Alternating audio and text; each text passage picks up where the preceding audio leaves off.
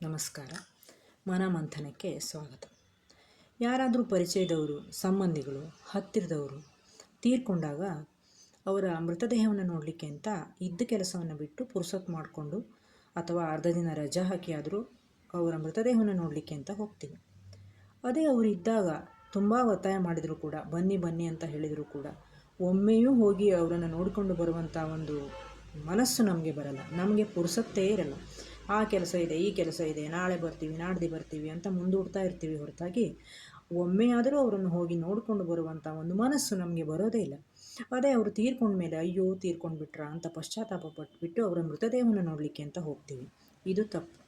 ಯಾರೇ ಆಗಲಿ, ಅವರು ತುಂಬ ವೃದ್ಧರಾಗಿದ್ದಾರೆ ಅಥವಾ ಅವರಿಗೆ ಅನಾರೋಗ್ಯವಿದೆ ಅಥವಾ ತುಂಬ ದಿನದಿಂದ ನಾವು ಅವರನ್ನು ನೋಡಿಲ್ಲ ಅಂತ ಆದರೆ ಒಮ್ಮೆಯಾದರೂ ಅವರನ್ನು ಹೋಗಿ ನೋಡಿಕೊಳ್ಳುವಂಥ ಒಂದು ಪುರುಸತ್ತನ್ನು ಮಾಡಿಕೊಳ್ಬೇಕು.